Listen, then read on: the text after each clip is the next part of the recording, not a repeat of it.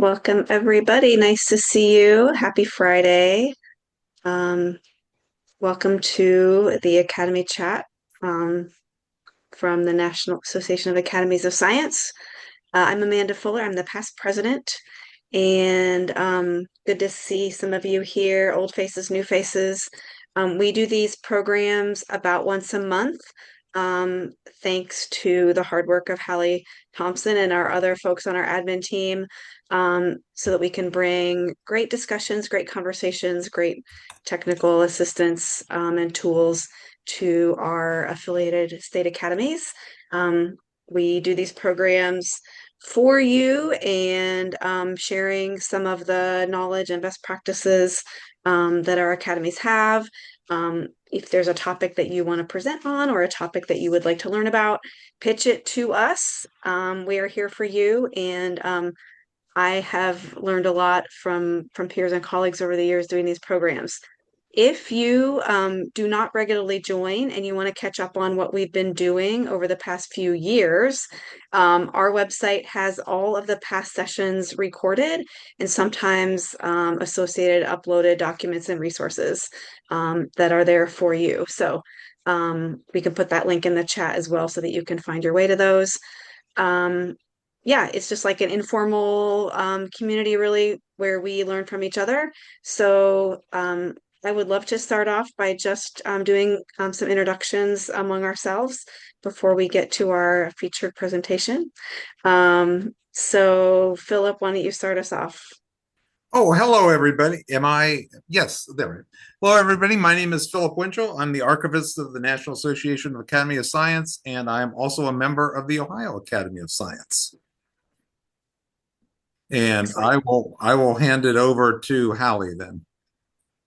Awesome. Good to see you all. I already talked a little bit, so won't be too long here. Hallie Thompson, I come to you from Missouri, and I staff the National Association of Academies of Science and am the primary point person for organizing the Academy Chat series. So excited to have more conversation here. I'll hand it over to Nat. Hey everyone, I'm Nat Draper. I'm the executive director of VASM, or the Virginia Academy of Science, Engineering, and Medicine. And I'll pass it to Chris. Hey, so I run the high school competition for the North Carolina Academy of Science. So I'm actually based at a statewide STEM high school that the University of North Carolina runs. And I'll pass it to Carrie.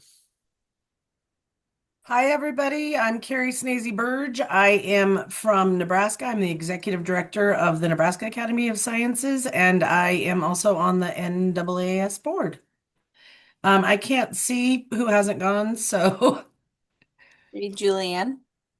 All right, Julianne. All right. Hey, everyone. Sorry to be off video, trying to be in three places at once. I'm Julia McCall. For those of you I haven't met yet, I'm CEO of the California Council on Science Technology. And I think I can pass to Megan, my fellow off videoer.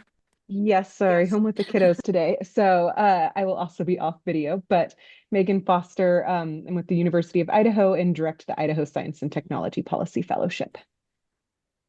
Thank you so much. Thanks everybody for joining. I should mention at the beginning here too that we have gotten some financial support for doing these programs from the Gordon and Betty Moore Foundation. They are helping us build capacity and build knowledge among our state academies. That's also the way that we're able to offer coaching calls for our state academies. So some of our groups I know represented here have taken advantage of those. They are amazing opportunities to get ideas, bounce ideas off of our amazing consultants, Rachel and Hallie. If you have not taken advantage of those yet, if your academy still has not, I would encourage you to do that. And that intake form is on our website. The Gordon and Betty Moore Foundation has also provided us the funding that we're using to provide strategic planning grants for our academies. And we've been talking about those for the past few months. So shout out to them. Thank you so much. And I don't have anything further to talk about. So should I turn it over to Rachel at this point? We're ready to go? All right. Thank you so much. Well, it's so good to see you all. And I think I know everybody on the call, but all from different spaces. So good to see everybody here in one place. But so I'm Rachel Owen, and I am a consultant and also work as the managing director for NAAS. So I've been working part-time on staff with the organization for almost 5 years now, in some capacity. And then, as some of you other people on the call know me, I started the fellowship program, the state level science policy fellowship program in Missouri with Hallie and another grad student at the time. And then I was the executive director of that program for a couple of years and still serve on that board, the board of directors. And I've been working with state level science policy fellowship programs and state level policy programs more generally over the course of the last decade in my career in the science policy space. I'm also a scientist by training. I'm a soil scientist. I got my PhD at University of Missouri. And so this is a really fun, exciting place for me to be able to work. This is a topic that I present on all the time, so I apologize if you've seen all or parts of this before. Today we're going to be talking about the honest broker approach, and specifically what I am trying to think about today is how this fits into state academies of science and the work that they do. So hopefully, if you have seen this before, it's something a little bit new, so it's not just the same old. But I have found a lot of value in the work that I've done in taking the honest broker approach as a state level science policy advisor. And so want to share some expertise from across this space of what people have done related to honest broker at the state level to give some examples of how state academies can maybe get more involved. Okay, and let me get this to full screen mode. All right, can you see the slides full screen? Maybe. Yes. Okay. Thank you, Amanda. So there are lots of experts on this call at state level science policy or state level policy. So I'm not going to get into this too much, but some of the key things that we're thinking about at the state level, if you're, familiar with federal level policy or track Congress or watching things happening in Washington, D.C., some key differences of things that happen at the state level. First, most state lawmakers are part-time. So there are very few legislatures across the country that have full-time legislatures. You can see here, this is kind of a little map, but if you look, the yellow states are considered full-time legislatures. So that means that their lawmakers are there full-time year-round. It's their full-time job to be able to serve their constituents. But then in all of these red and blue states across the country, which do not reflect political party, by the way, those are just the colors that were chosen for this, they have either hybrid or part-time legislatures. In the part-time legislatures, so the ones that are here in red, that means that their lawmakers probably have other jobs. They may be small business owners or farmers or teachers, something that allows them to have some flexibility and be able to come in during a legislative session for a few months and then go back and do their other job the rest of the year. They don't get paid a lot to do that, and they often don't have a lot of resources to do that. The ability of the state legislatures to be able to do their own research on topics is going to widely vary across the country. So again, in those full-time legislatures where you have more resources, more staff, you probably have more research capacity. And then in some of the part-time legislatures with lower amounts of staff, you have less of that ability for lawmakers to do the research on their own. Policy windows are short. So, whereas in Washington, D.C., for the most part, they're there all the time. They, go on their August recess and we try to engage them back in district at that point.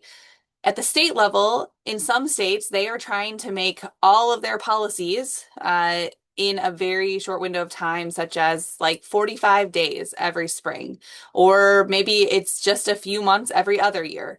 So state legislatures they don't have a lot of time when they're actually there making laws in some cases. Academies of science are there at the state level and can be seen as a really good trusted expert in a lot of these cases to fill some of these gaps. But oftentimes they're under leveraged or just don't have the capacity to be able to do that type of work.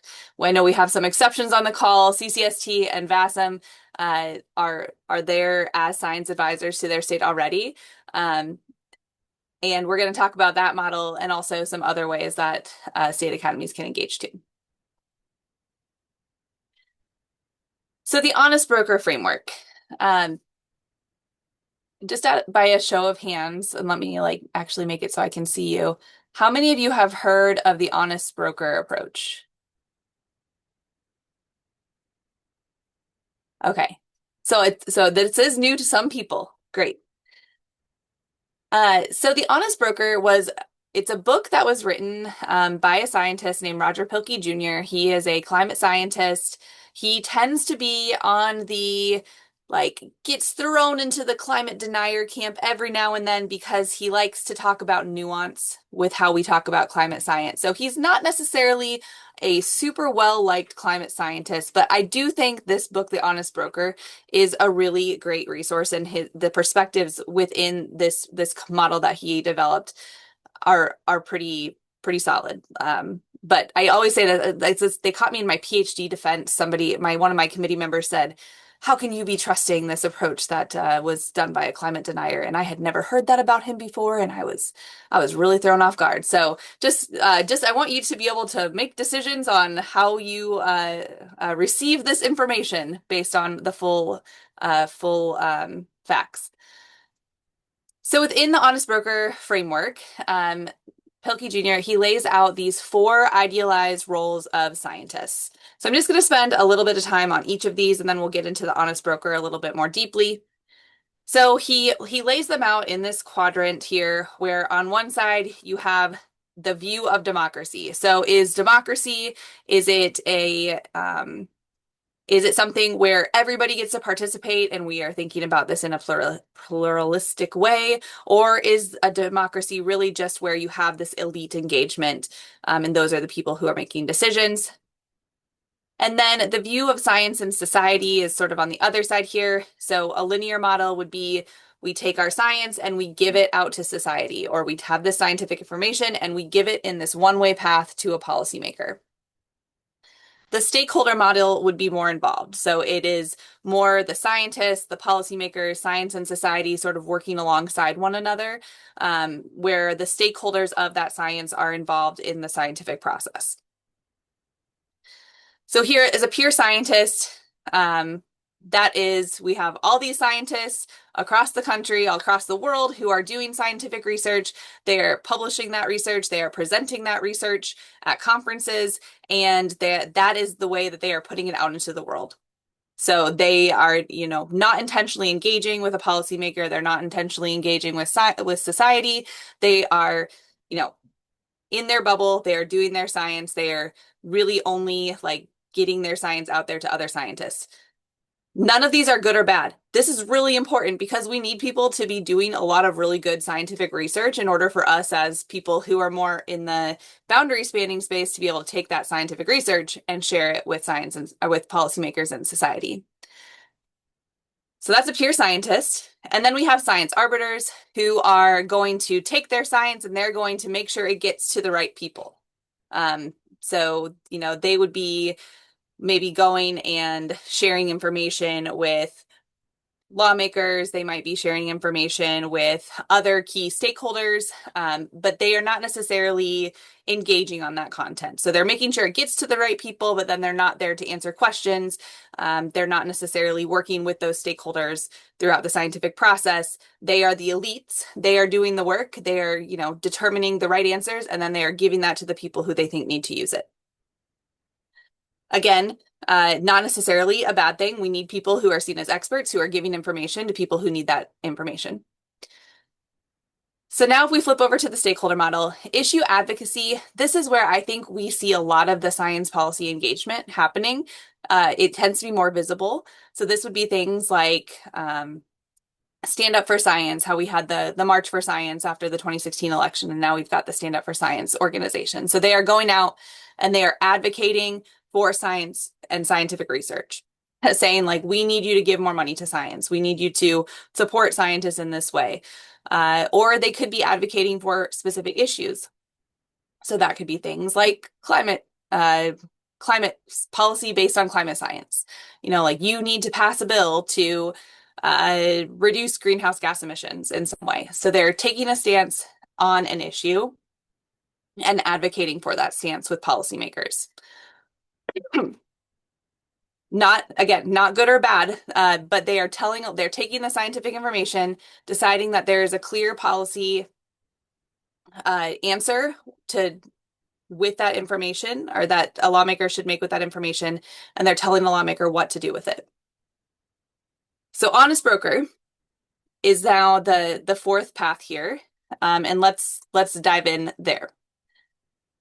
So an honest broker is doing the work alongside of the stakeholder. So we're on that stakeholder model side of the quadrant.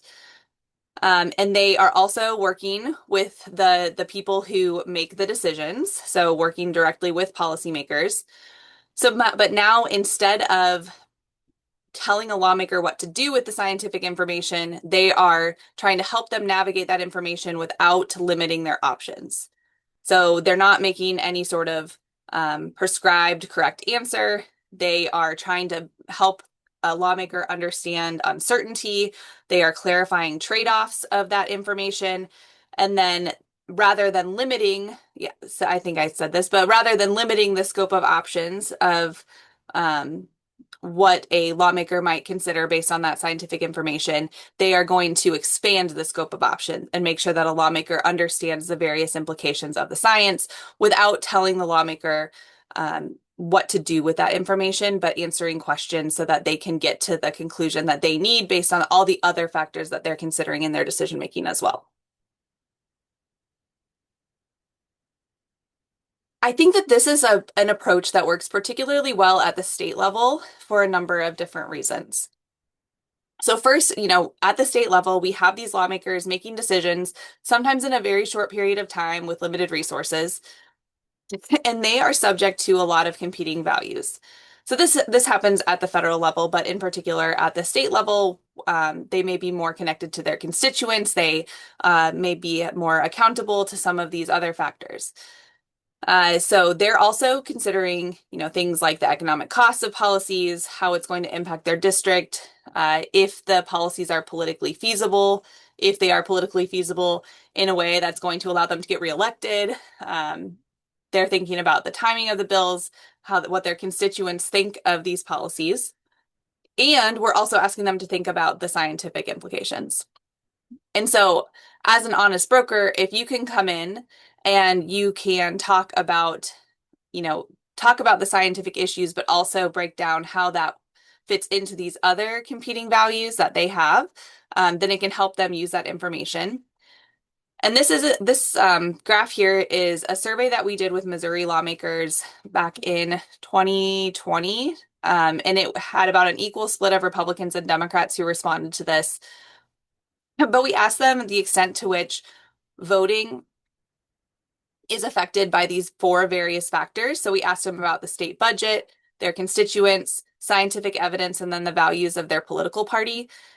And this is kind of a tough graph to read, but you can see that the factor that had the most influence on their decision is what their constituents think. That's the line here in purple. And if it's higher on the left side of the graph here, that means that it was more important to their decision making. We also see that the state budget is ranked pretty high down here, that they consider that a great deal. But then this blue line here is the scientific evidence. And so they are putting a lot of emphasis towards scientific evidence in this anonymous reported survey. And they weigh that above the values of their political party. And I'm curious for Nat and Julianne, others who have worked with lawmakers, if you feel like this is correct. In my experience with state lawmakers, I do think that if they have the information and they're able to, make good decisions, and it is politically feasible, that they will, consider that scientific information pretty heavily above maybe some of the other partisan dynamics, or they're at least going to use that scientific information to build out the policy and make amendments so that it might be, it might be more evidence-based than it would have otherwise been when it was first introduced by their party or something like that. But I don't know, Nat, Julianne, do you have any anything that you can say related to this?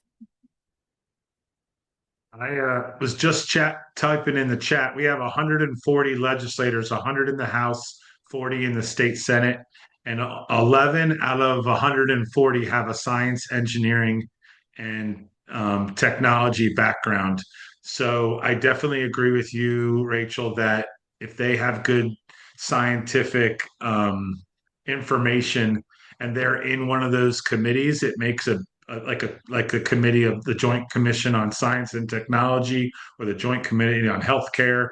Like it makes a big difference. I've heard them, even quote from our data or our white papers. Anyway, I agree with you. Yeah. Great. Yeah, Thanks. from the CCST experience, we've seen similarly where when the data are presented in a way that for the context of a policymaking decision, right, when it accounts for the nuance in a way that's mindful of what else the legislators might be exposed to, we see, I mean, practically, oftentimes copy and paste of our recommendations into legislation from our consensus reports, right? These aren't just white papers, primers that are spun up in a couple of weeks, but over months and oftentimes years. So it depends on the type of the vehicle through which the data and evidence are delivered. That seems to matter a lot, but when it is delivered in the right way, at the right time, to the right legislator, to the right policy decision, right, we're quite proud of the success rate. Thanks. Thanks, Julianne. Sorry, I won't call on you again. I know you're running between things right now. It's such a privilege to be here. Thank you for leading this critical topic. Okay, so then why else is this important at the state level? So I didn't highlight the map, but most states in most states across the country, the average lawmaker has access to 2 or less staff. I think the average is like 2.5 members of staff at a state house to the number of legislators at that state house. In reality, like in what that looks like actually like in their office is that like a member of the lower chamber might only have a half of a legislative assistant. So they may share a legislative assistant with at least one other representative.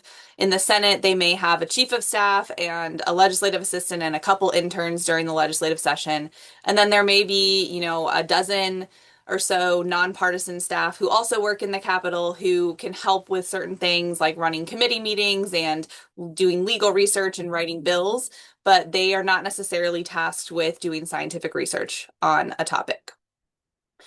So because the states have much fewer staff than we might think about federal lawmakers having, that creates an opportunity where, as Julianne just mentioned, when scientists are doing good work and providing that information in the right context and to the right people and at the right time and all those things, that it can be really impactful information because the lawmakers just don't have time to find that information on their own.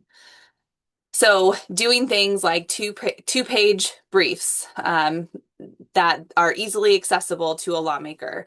Things like if you do this, then this will happen. Decision trees, having rapid response networks. When a lawmaker asks a question, we do not have time to pull together, in most cases. Most times, if they're asking a question during legislative session, we don't have time to pull together a consensus panel and put together a long report. They need that information really quickly. And so getting that, having a network that's already ready to engage can be really important. There are, of course, also instances where there are longer term studies and they are informing reports that can then be used in rapid response settings. So that's also really important. We're going to talk about that as a role that academies play as well. And then just again, this is a chart that are results from that same survey that we did with lawmakers back in 2020. We asked them what are their top barriers to using scientific information. And you can see that the number one response here is a lack of time. So that was like across party, across any lawmaker that we talked to, the number one thing that prevented them from using scientific information was that they just didn't have time to get good information.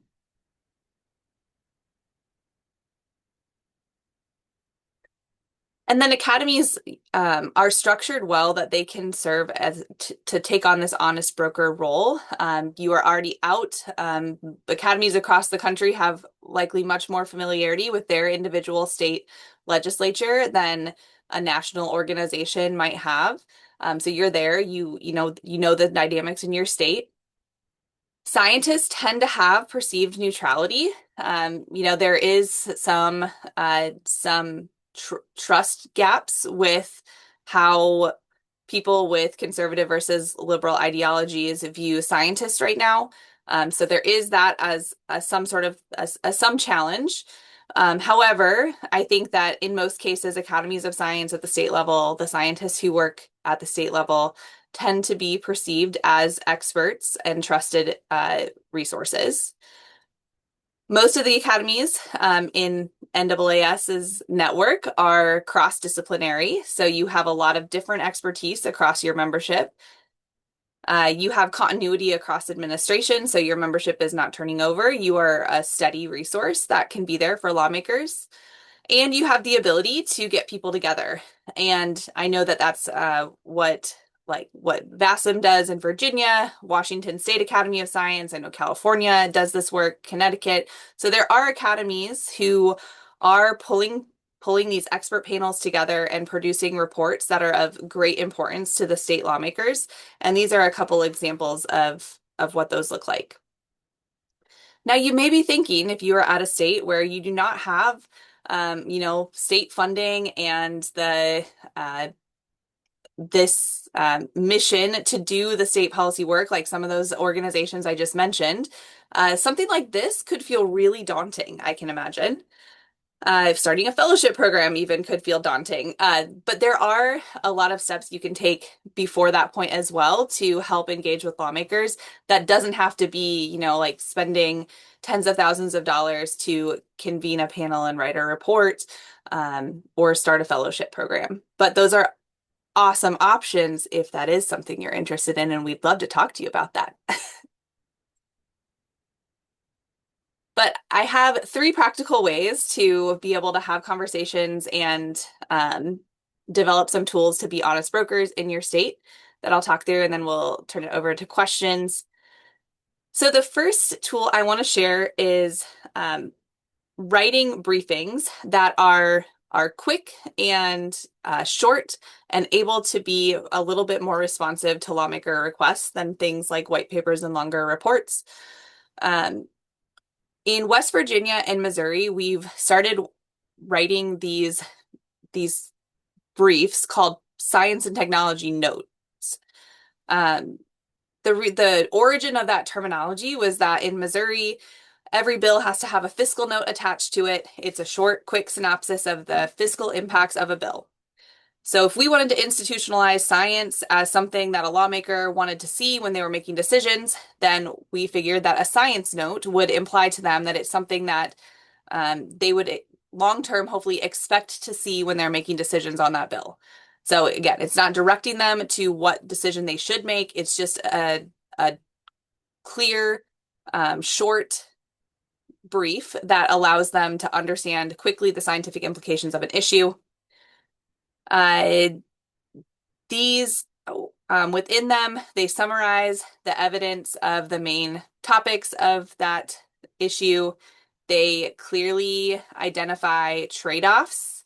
So they're going to say things like, I should have looked at these, data centers, for example. So let's say that we want to build a data center. There's evidence that building a data center in this region is going to have X, Y, and Z positive impacts on the area that are going to, have these outcomes. And then we also have evidence to show that it's going to have A, B, and C negative impacts on the area, and trying to weigh those different options. And then you also might say, like, in other states, they've put these types of policy restrictions on data centers to help to address X, Y, and Z challenges.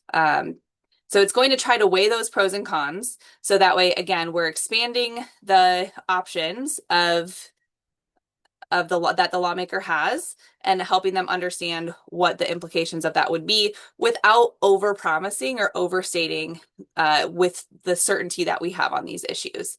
So another key thing with the science note with communicating as an honest broker is making sure that you're communicating uncertainty, and we're going to talk about that in a second. Another tool that you can use if you're having one-on-one conversations with a lawmaker. So normally I would go into, it's really important to build relationships. Like that's really like the number one thing that you can be doing as an academy with your state lawmakers is simply building relationships with them. So that way they know you're a resource. So this would be something that is, sort of after you develop that relationship and are someone who they're going to for expertise. They might ask you to help break down an issue and better understand it. So using an if-then framing without making recommendations can be a way that you can do this. They will say, remember, they're very busy people they don't have a lot of time to evaluate these things on their own. And they're going to ask you, Chris, tell me what to do with this information. And it's going to be very tempting as a scientist to tell them what to do with that information. But if you say the wrong thing, it can hurt your relationship and can hurt the trust that you're building with that lawmaker, because science can very easily be captured as partisan right now, which is potentially, like long-term detrimental to the trust of that scientific information. So in that situation, when they ask you, what do you recommend? One way you can say back is, okay, well, what is your goal with this policy? Is it to reduce costs short term? Is it to have long-term resilience on this issue? If it's, if your goal is X, then option A, this is how option A compares. Like option A might be your best choice. If your goal is long-term resilience, then you might look at option B. However, that's going to have these implications. And so that allows you to sort of, weigh the options without giving a recommendation of what the best option would be. You're still leaning into their values and what they find to be most important and what their goal of the policy is.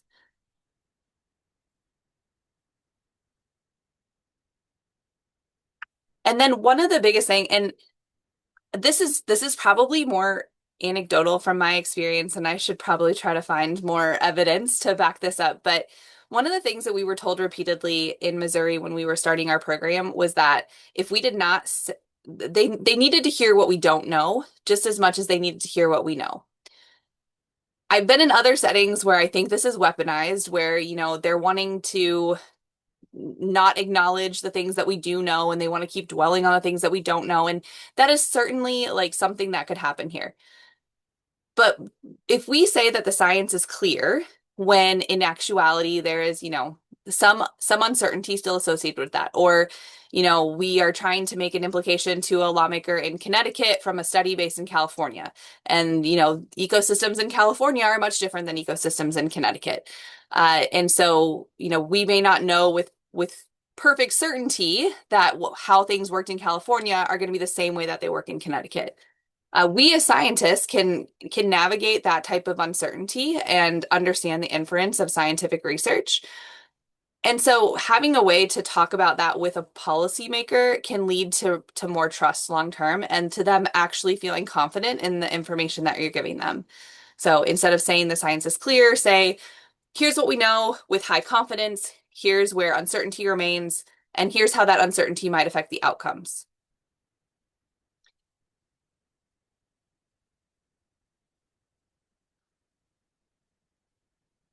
So I think that's really what I have for the honest broker approach. It's, again, something that we've seen used at the state level in many cases. I would say, especially in conservative states, it can be really helpful where you have lawmakers who may be skeptical or distrustful of scientific information. I know as scientists, we don't like talking about partisan politics, and I tend to be the person who gets to say that, like, sometimes you have to think about interactions with Republicans different than you think about interactions with Democrats, and that's okay. But going in and acknowledging that can be helpful, and the honest broker approach is a way that if your academy doesn't want to engage in politics, you don't want to think about like going out and advocating for particular issues because you're a nonprofit and you have concerns about lobbying and all these things that can sometimes be limitations. The Honest Broker approach is a way that is very relationship focused, and is building trust with lawmakers to help raise the institutional credibility of your academy and also of the scientific community in your state. I'll stop there. I do have some questions that I'd love for you all to think through here about the Honest Broker approach. And then I think Amanda and Hallie, you might have other questions, or others might have questions. So happy to do whatever y'all think is most helpful. Thanks, Rachel. Curious to hear people's questions, reactions, experiences. Also, we had a couple new people maybe pop on. If either of you want to introduce yourselves, happy to hear from you and welcome.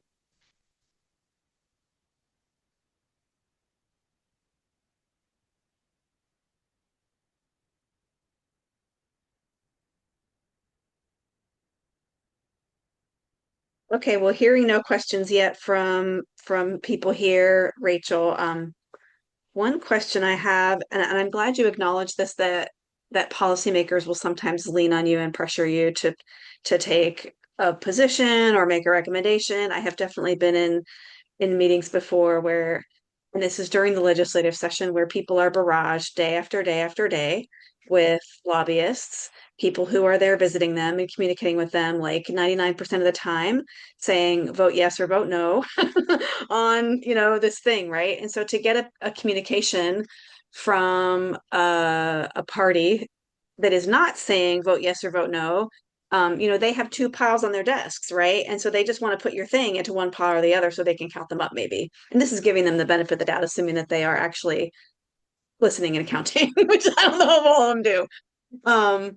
And so, yeah, we have had a person tell us, like, I'm really busy. I don't have time to process information. I'm not a scientist. I just need you to tell me, is it good or is it bad? And I'm glad you acknowledged that, because I found myself in a very similar, position a couple of years ago when we were making one of our, earlier meetings with legislators. And in a way, I think that's good that it says that person, maybe it expresses a level of trust that they, trust you to express an opinion, and that they trust what you would tell them.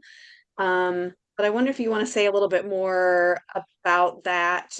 I feel like some people just don't feel like they have the time or the mental capacity, or the wherewithal to really evaluate and analyze and process that information, even if it's coming, in 1 or 2 pages. Yeah. So let me give you an example and to maybe like exemplify how what the potential downfall of this is. So, all right, so I am an agricultural scientist. One of the big issues over the past few years has been that this herbicide called dicamba, when farmers apply it to their field, it drifts onto other fields. So they apply it to field A, and then it's going to drift onto field B. And if field B is not resistant to that herbicide, if it doesn't have like the genetic traits that cause it to not die when that herbicide hits it, then field B is going to die. All the soybeans on field B are going to die because when they applied it to field A, it drifted over. And so there has been an effort to say that dicamba should be banned. So let's say you're having a conversation with a lawmaker. And I also should say that farmers still really like it because it's a really helpful tool. It's one of the most effective tools at controlling weeds on their field. So let's say you're having a conversation and the scientific facts are that dicamba drifts and it kills other plants. And if you then make a value judgment that dicamba should be banned or dicamba should be limited, if you're talking with a Republican who's hearing from all his farmers that dicamba should not be banned, and he asks you, okay, I don't have time for this, just like give me the answer, and you say the thing that he is not hearing from his constituents, then there's a good chance that he is going to disregard the information that you're giving him, and he's going to say, oh, no, you're just a liberal scientist. Like, that information is like, sure, maybe there's some scientific studies that say that, but now he's going to start picking holes in it. Like, was it funded by an environmental group? Like, how did the researchers, should I go look at the researchers' social media pages and see if they're like out walking in street? Anyways, so like lawmakers are gonna, if you say something that disagrees with their party's values or what they're hearing from their constituents, there's a chance that they are then going to automatically like put you in like a you are not on their side situation. And if you say that to a Democrat in that situation who is concerned about pesticide use and doesn't want to have like more of this in the environment, then they might automatically assume that you are on their side when you say this science-based fact that dicamba kills other plants. And so that leads us to think that maybe it should be banned. So I think you have to stop at the it should be banned part, right? So you have to say like that herbicide, yes, there are scientific studies that show that it can kill other plants if it's put on in these certain environmental conditions. So limiting the use of that under these conditions can be helpful. But so even like, so in that case, like that's an easy one in my discipline that I feel like there's a clear legislative answer or there's a clear policy answer. Like we know with great certainty the scientific information, but even as a scientist, if a lawmaker were to ask you that question, you have to navigate with care how you respond and not make a recommendation in some cases because you're still going to get put into like a us against them situation potentially if it is not aligned with their values. I love that example because it is one where the science is pretty clear from my understanding, but also it is one that does like really get at people's like emotional responses or value judgments or whatever. So then my question would be like, if you're presenting if then scenarios, do you present something like, if your goal is to kill your neighbor's crops, use dicamba. If your goal is to Wouldn't kill, say it like that. like how do you present those in a case like that?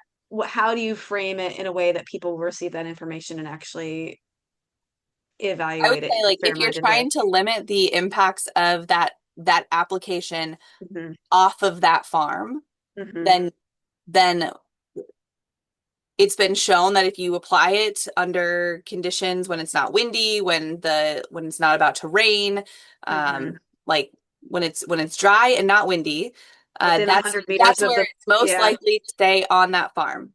So Okay. you say that, and then you let them assume that, okay, so maybe we could put into place some sort of policy that there's a restricted time use. Like you can't apply it under these conditions. And this is a bad example because this is a regulatory question probably anyways. This is not something that lawmakers would be deciding, but yeah, I think you would present it as, yeah, if you're trying to limit the exposure to like negative impacts off of that farm, whether that's, hitting a neighbor's field, if you are trying to limit like non-target species being impacted by that pesticide, here is the scientific way that would happen. And then you let them come up with the way that they would make a policy based on that information. But you wouldn't, when you said like kill your neighbor's crops, like that's then a value. Obviously, that's not a thing you would write on a brief, but in a case where the science seems compelling, like we are stuck in a lot of times where we have legislation where we feel like the science is very compelling, like yeah, we can pick any number of issues right now that are on, state legislatures. But it's hard to think about how to frame it in a way that is acknowledging another side of the question, because the science is so clear. In many cases in the bills seem to really go against the best science. So we struggle with that. One thing that I've always found to be a win, or like in Missouri when this started happening, I thought it was a win when a lawmaker isn't attacking the science, they're not denying the science, they're acknowledging that the science is not their priority. So they're acknowledging that this may be the case. It might be better for our state long term to like retire coal power plants. However, I have constituents in my district who rely on jobs at the coal power plant in my district. I believe that it is keeping energy prices low and it's keeping our grid secure right now. But like so I'm going to vote to support it. Anyway, so it like if they can acknowledge that it's a value-based decision, not an evidence-based decision, or they're Mhm. using other evidence like anecdotal evidence from their constituents and economic data, that's a win because then they're at least acknowledging the science. And then that's probably opening the door to them long term being able to make decisions based on that scientific information. So maybe they're acknowledging that the science is there. They're just also acknowledging that like they don't care about it, basically. Not don't Or care, or it's they that they don't. have other priorities. Okay. And as scientists, that's a really hard thing for us to be able to handle, I think, sometimes. Mhm. But science is not ever going to be the only priority, and it is, Of course. not always going to be a top priority either. Yeah. And I was going to add that sometimes like the market might shift or other like community factors might shift and then those priorities will change. And that obviously doesn't happen in like a session. It usually Mhm. happens over the course of many sessions. Mhm. And so I think we have to think at that time scale. Mhm. I want to open up though and see if anybody else has examples of times where they've had a difficult conversation or a really good conversation. Some examples would be nice. Rachel, did you have other questions though? No, I put these questions on the screen just as prompts if anybody has thoughts there. I don't know if yeah, anyways, I'll leave that. I can leave that there or I can stop sharing my screen, whatever you think is best, Hallie. Let's stop And sharing I screen just so we can had see each other. some questions sort of separate from the difficult conversations.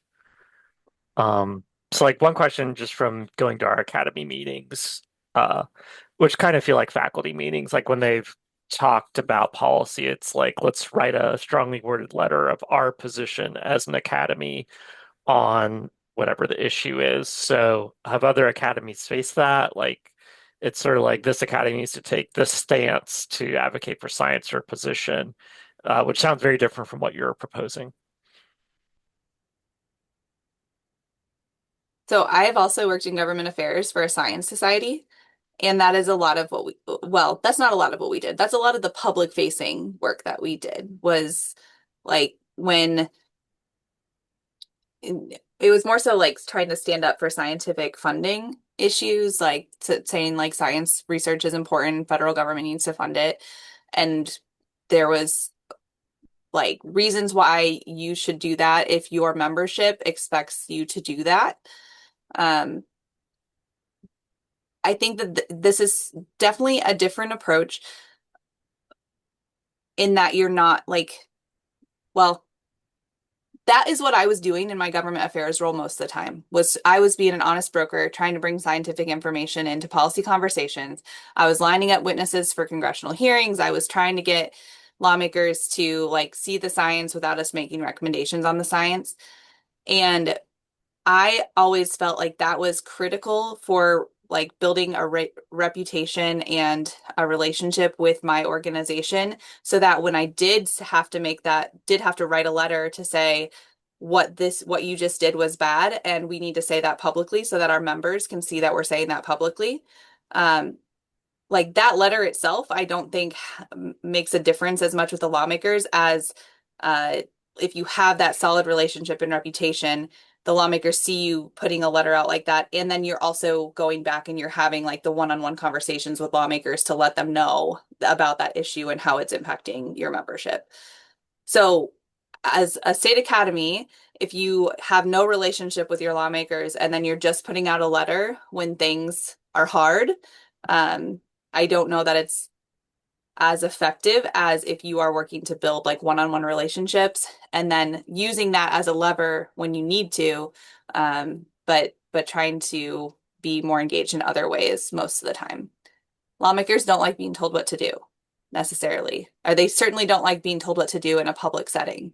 So if that's the only way you're engaging with them, then that's not likely to like help them build a relationship with your organization and listen to other like more nuanced things that your members might have to say. And the follow-up question, North Carolina, like there's a professional staff that will research a question for a legislative member. So they had a proposed legislation in pesticides. They give it to them, they give some questions. They're supposed to give like a neutral response. Is that something that exists in other states, or is that something more only certain states have that model? Amanda, I know, do you all do any sort of responses like that? That's Are you I don't know, talking about Amanda. the legislative staff? Like we have a legislative research commission, and I think every state legislature has some version of that, where there are professional staff who are appointed with researching and drafting legislation. Um, Oh, in you're our saying state, is in that the what you're state talking about, Chris? legislature. In the state legislature? Is that Yeah, what like you're a talking research, your Oh, policy gotcha. Right. Okay. research Yeah, I division. heard Yeah. the question differently. Okay. Right. In our case, I do not know that they have actual scientists on their staff. Those people work very hard. They're very competent. I appreciate them. I interact with them as a constituent, and as an organization. But yeah, I think that was part of the motivation for establishing fellowship programs in states, because those professional research, state employees aren't necessarily covering all the different subject matter areas that may come up in legislation. Megan, I don't know if you're able to, but would you be able to share how Idaho works with the Legislative Services Office in your state? Yeah, so well, I have our two fellows on, so Austin and Ryan, who are placed in our Legislative Services Office. And so we do have a kind of research arm to our legislature, which is a nonpartisan research office to provide kind of guidance and assistance. We're a part-time legislature with very little staff for actual each legislative member, if any staff at all. And so our Legislative Services Office provides that information for legislators when they request it. And are they scientists mostly who staff that office? I would say mostly lawyers. So- I think if Austin and Ryan are able to, I know they're assisting members at the moment as well, but if they could comment, I believe they're the only scientists currently in that office. Feel free to throw things in chat, guys, if you're listening. Yes. Thanks. Yeah. So Chris, I think it varies by state. Some states, they may have scientific resources within their state legislative research, such legislative services offices, but in most states they are lawyers or people with policy backgrounds, and they are more so doing research on like the constitutionality of an issue, or they may be doing some research on the economics and scientific implications, but that's not their background. And so a scientist can usually inform that conversation and provide different perspective.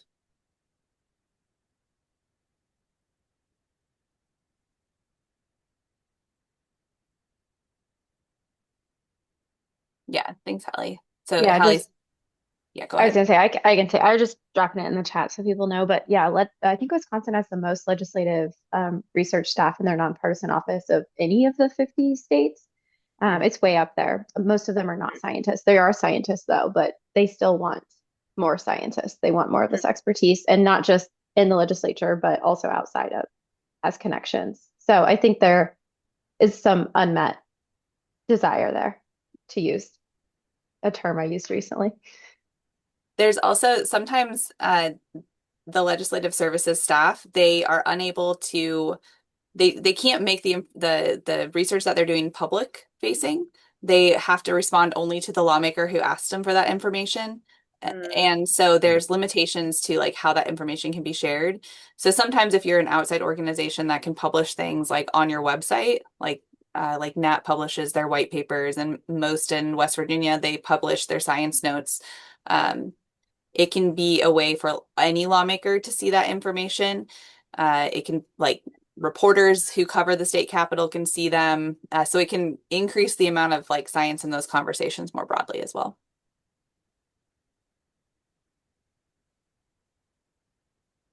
Yeah, Rachel, do you want to talk?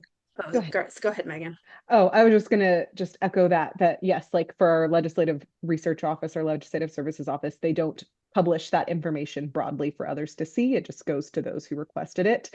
We actually do not have an academies of science in Idaho. But at the University of Idaho, we have where I work our nonpartisan public policy research center, McClure Center, and we do kind of short, overviews of information to provide for legislators as well, in kind of a separate service connected to the fellowship. So, yep. Austin put a question in the chat about how you introduce yourself to a legislator and offer yourself as a resource for some of these questions. So in Missouri is my best example because I'm most familiar there. And I know West Virginia also has had this as a challenge. So in Missouri and West Virginia, their fellows are outside of the legislature. They're not placed in any legislative service office. They are not placed in member offices. They are at a separate nonprofit. And then in the first few years of the fellowship program, they spent, and West Virginia is still in this, but in Missouri, we spent a lot of time going to the Capitol and asking lawmakers like, hey, we see this bill got put on the calendar for next week's committee hearing. We would love to put together a couple pages of information on like some of the research background on that bill from a scientific perspective. Is that something you would be interested in? We did a lot of that. I remember when we first were graduate students running around the Capitol and asking lawmakers about, what scientific topics they might be interested in learning more about. They said, of the 800 bills that's more than that, of all the bills that are introduced every year, I can only think of a couple that have any sort of science related to them. Mhm. And our first year, we wrote 80 science notes or something like that, 50 to 80 science notes. So clearly there was more demand once we got them thinking about what actually is a scientific topic. So they asked a lot of questions about education, about voting security. So,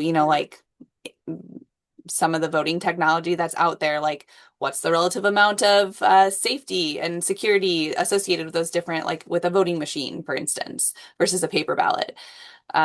They ask a lot of questions about social sciences and things that we might not automatically think of. So when you say science, it means something to a lawmaker. And so being able to give them some examples and directly from legislation and then narrowing it down. I know that I was just working with some folks in Utah and they had gotten a question of give us a science note on the Great Salt Lake. Well, we're going to have to narrow down what exactly they want to know more of about the Great Salt Lake because that's a pretty broad topic. And so being able to ask some questions well, what is it that you want to know about the Great Salt Lake? I want to know more about how the water is declining. Okay, well, are you interested in what the economic or the recreational implications of that are? Or are you concerned about the air quality when it gets dusty around there? What is it that you're concerned about as the water levels go down? So being able to do some question and answer to get down to a more narrow topic can also be really helpful. But it's, I think, all about having conversations and trying to brainstorm with them. I've always found that lawmakers really like to give feedback. So I go into a lot of conversations, asking questions, saying would this be helpful to you? What are you most interested in? What do you think about this idea? Would you like to know more about this? And they have always been pretty open about giving feedback in those types of situations.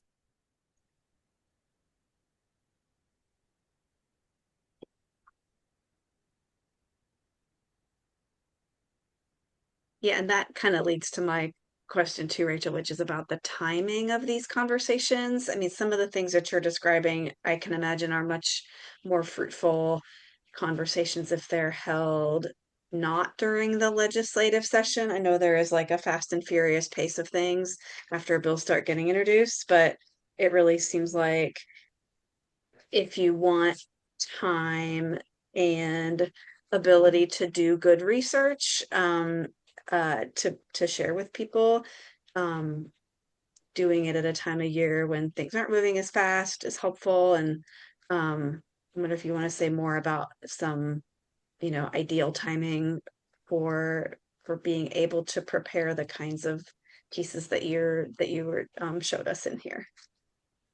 Sure.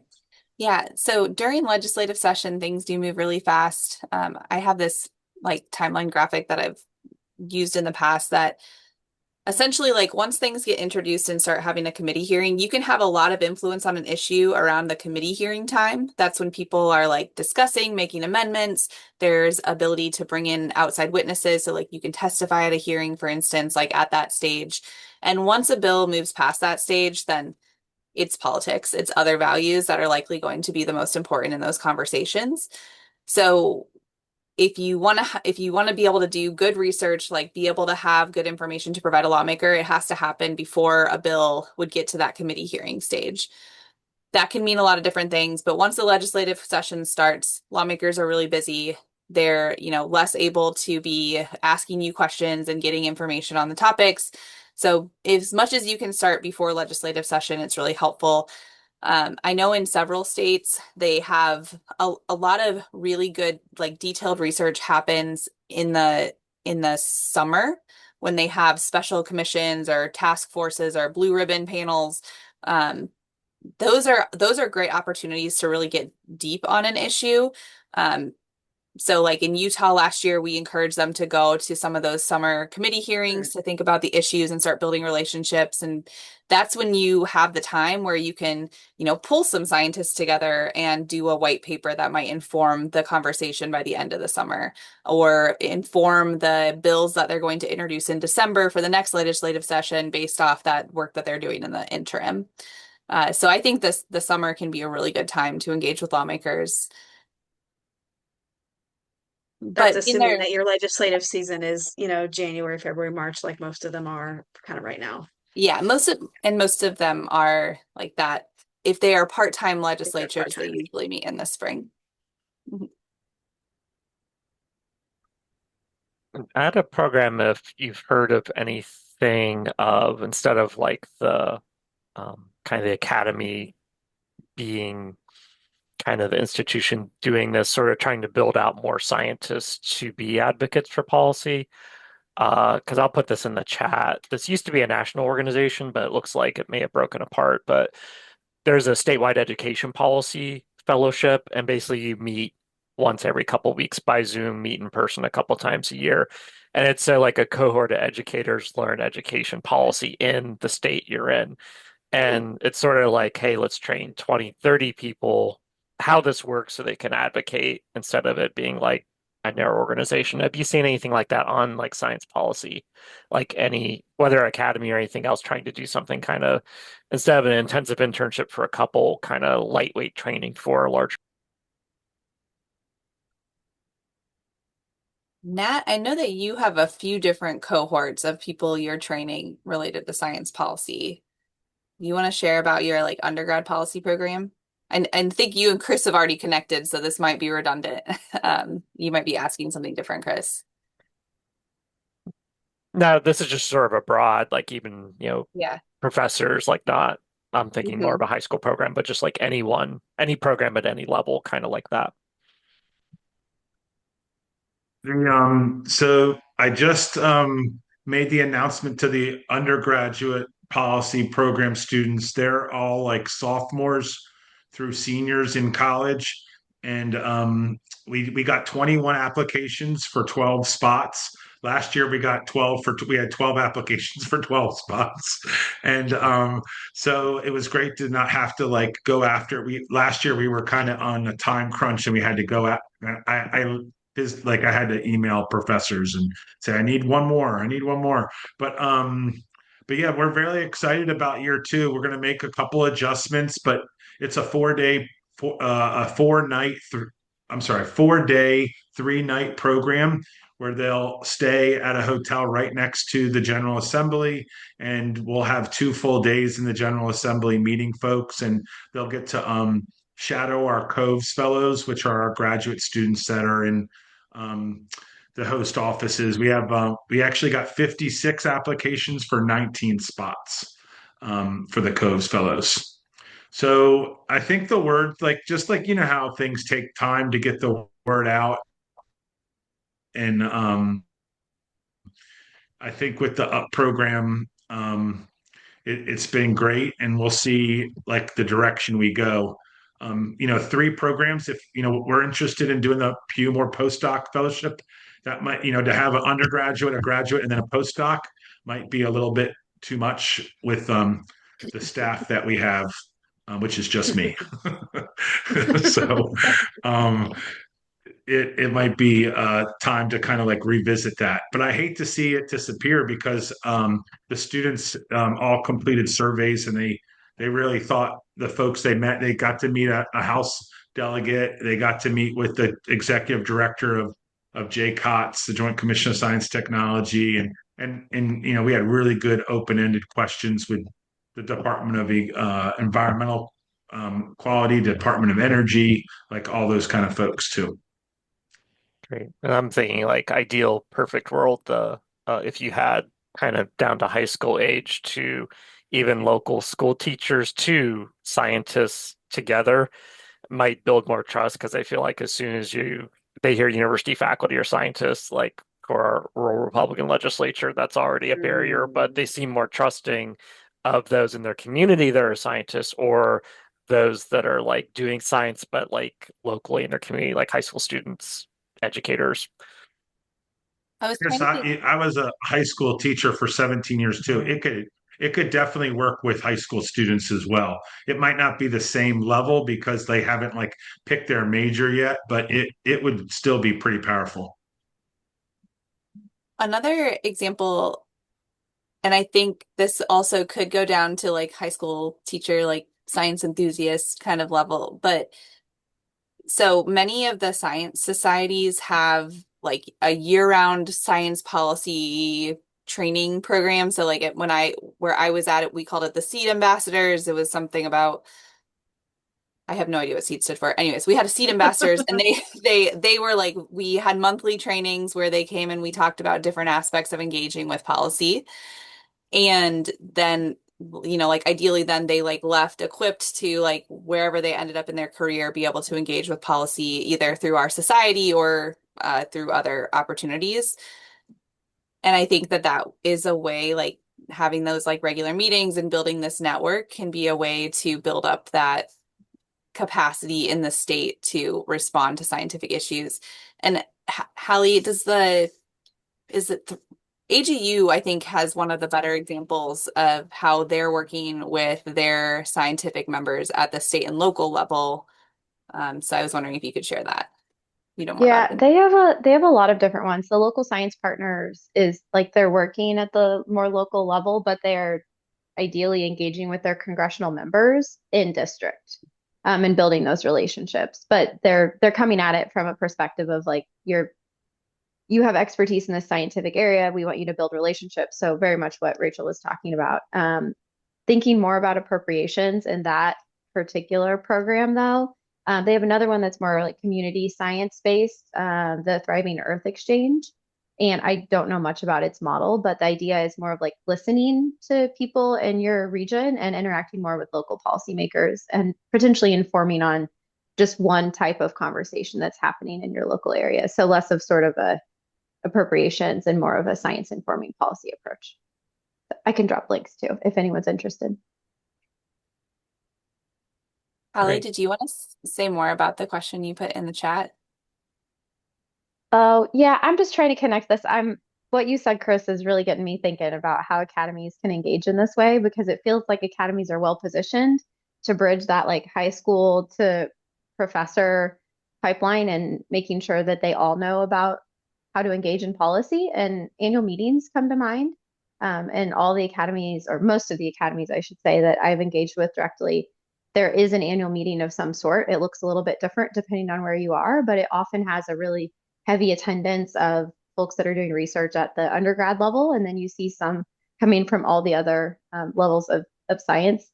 I think a challenge is that those annual meetings, I think, are shifting. Like some of the academies aren't really sure why they're having them. Is it for the research? Is it for connections or networking? I think there's some re-envisioning happening across the country. So it made me wonder if it's a possibility for this to be one of the things that can happen at those meetings is thinking through building trust with local policymakers, inviting them into the conversations the scientific community is happening or having words. Yeah, I'd say in North Carolina, the struggle is like the relevance is that would be something not happening at competing things, which should be their state meeting is duplicating a little bit of statewide undergraduate research conference in the fall and campus undergraduate research conferences. And that would be something not happening in those spaces that might attract new faculty that or participants that aren't coming to a state meeting.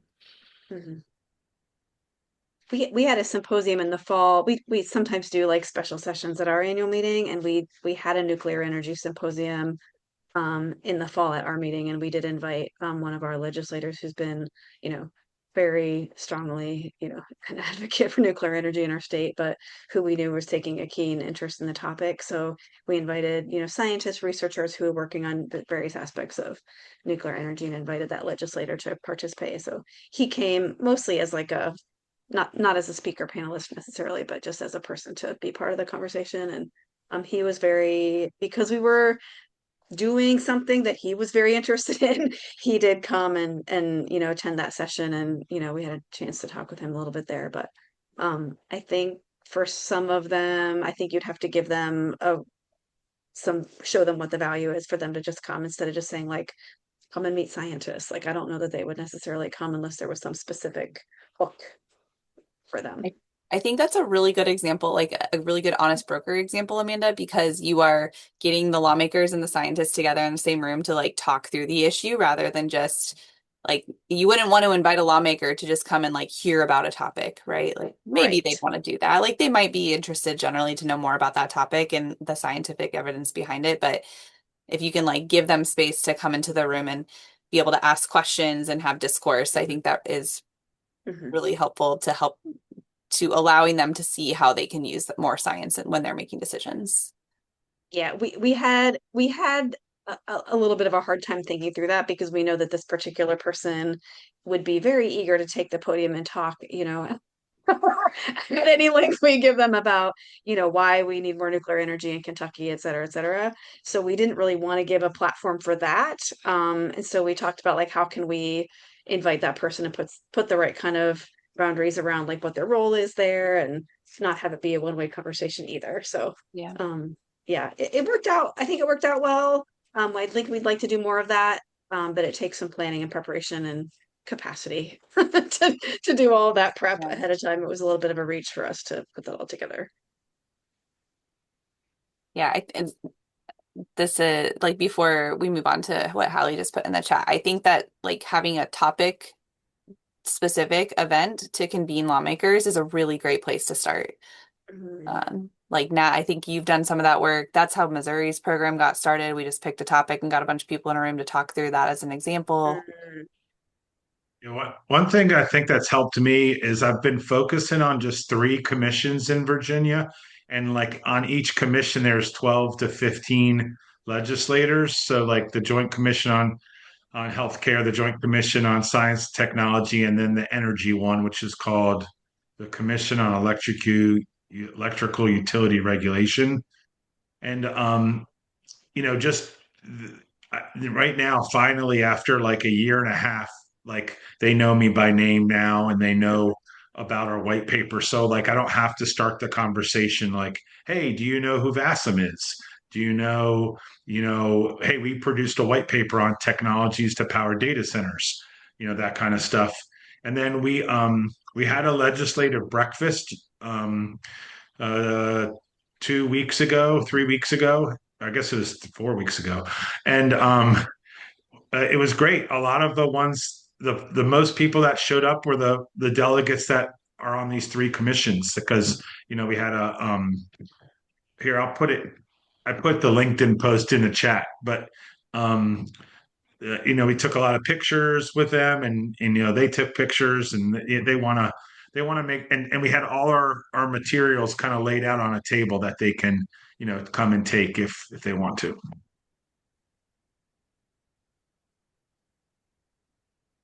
Thanks for sharing that. Philip, you've got to have some hard questions, right? Policy? No, just no questions at all. Nope. I'm just sitting I back, have one taking question. it all in. Sometimes I have a quick question. Sometimes, like when we are producing um, like different products, like white papers, or we're getting ready to do a summit, I don't always know the best time to engage with the policymakers. You know, like when they're actually not doing their regular job and they're open to like conversations. And so like we're producing we're having a huge issue with energy in the state of Virginia. And so our members kept on pushing me about doing a white paper. And I even told our legislative person that kind of gives us help. I was like, what's the best timing? And she was like, probably June. And of course, they wanted to get it out in April. And we just talked to one of my commissions, and they were like, April's not a really good time. Nobody's going to be at session. Like, and so sometimes it was good that a couple of our members heard a delegate say that today. It's like I don't know if they always believe what I'm telling them is, you know what I mean. I think in that regard, Yeah. but timing is not always easy to understand. I think. I wonder if you would be able to bring in the lawmakers earlier in those conversations, like having like our members are saying we want to explore this topic, like pick a Republican and a Democrat who are interested in that topic and just bring them in early on like, hey, we're thinking about this. How can we make this an effective resource instead of doing all the work to put it together and then, getting it and presenting it at the wrong time or not quite hitting the mark on like what they need from you. If you can involve them earlier on, that I think that could help with the timing, and it could help with um like making sure the content is what they need. It makes sense. But yeah, when to go to them and say you'd like some feedback.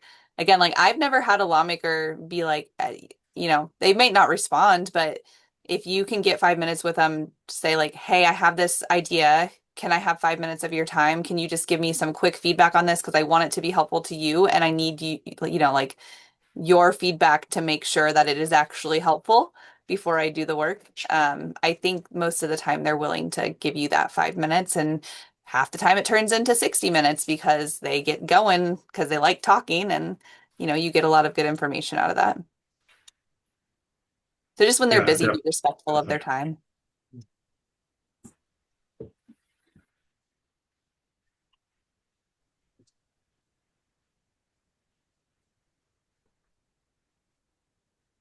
Yeah, this made me think the uniqueness of our North Carolina Academy is it's mostly the small schools and students from more rural communities, and it's a different population than you see at UNC Chapel Hill, where I feel like our legislature sometimes just shuts down because it's someone from the big city telling them how to think.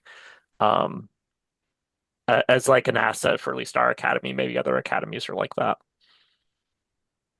That's funny. I know in a lot of states, the lawmakers really favor some of the smaller college institutions, and the smaller universities can have can swing above their weight in the state with the state legislature sometimes because it's where the lawmakers are from, or they're like rural and they're not the like elitist institution in the state. Yeah, so I absolutely think Academy is like could be well positioned to build good relationships with lawmakers because they are more like decentralized and working with the smaller universities. And also the ones who are big researchers can also like there's like ways to approach it. But yeah, I think that Chris, that's a really good thought. Yeah, like for the past 3 years now, I've been saying like, and this summer we're really gonna do that and organize those meetings in the summertime, but time always gets away from us. But I think it'd be like a great way to leverage like our biggest asset, which is our membership, and we are really all over. So it would be really good if we could make that happen. Maybe we can do another Academy chat about Well, Rachel did a great summer training a meeting. few months ago. You did a great training a few months ago with AAAS about how to have meetings with legislators and just build relationships. So I have shared that with a lot of people, and it's great advice. It's great material. I heard something else from what you said though too, Amanda, which was just operationalizing the idea that seems like a good idea is a pain point potentially. So if there's a space for NAAS to help with that at all, to, provide some like basic sort of copy or other resources that can be used as a starting place, that could be helpful too.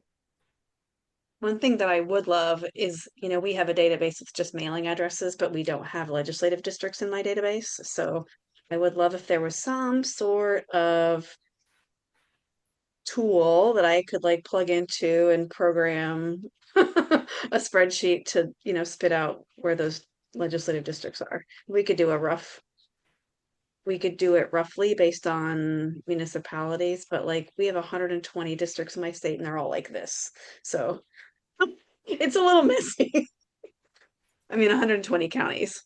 Yeah, so that's another like logistical obstacle, but yeah, we could still do some. And I think it'd be just great to build relationships and get people to see each other face to face.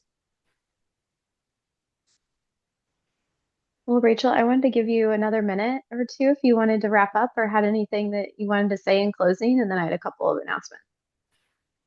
My ending thought is always the number one thing with the honest broker approach is that you have to acknowledge that you are not the only expert in the room. Scientists like to think they are the only expert, and they are an expert. They have expertise, but lawmakers also have a lot of expertise. Their staff have a lot of expertise, and so this approach requires a lot of humility, a lot of like being open-minded and respecting what the other people in the room have to say, and acknowledging that that is like really important, valid information as well, even if it's not something that you normally would agree with. So, yeah, it has to be a two-way conversation and a dialogue rather than, just you being the expert walking into the room and trying to tell them something. So, and I think that academies, I think there are just so many opportunities for academies to fill this role at the state level and giving science advice, because you are, again, academies are already out there. You already have relationships in most cases, and you are automatically going to be a more trusted resource than, other groups coming in from the national level and trying to have these conversations with lawmakers. So, yeah. Hope we get to see more academies doing science policy work. Yeah. Thank you, Rachel. Okay, last thing. I dropped a feedback survey in the chat. It's up one message from Nat's recent message about the resource he shared earlier. If you wouldn't mind filling out that survey, that would be wonderful. And you'll also get a reminder from us to fill that out. But now is better than the future. I feel like I forget to do it when it ends up in my inbox. You'll also get the recording via email from us as well. And if you have additional questions, the admin at academiesofscience.org email is the best place to get a hold of our team. Thank you all so much for your time today. This was great. Thanks, everybody. Thank you. Thanks, everybody. Thanks, Rachel. Thanks, Hallie. Bye-bye. You all good to see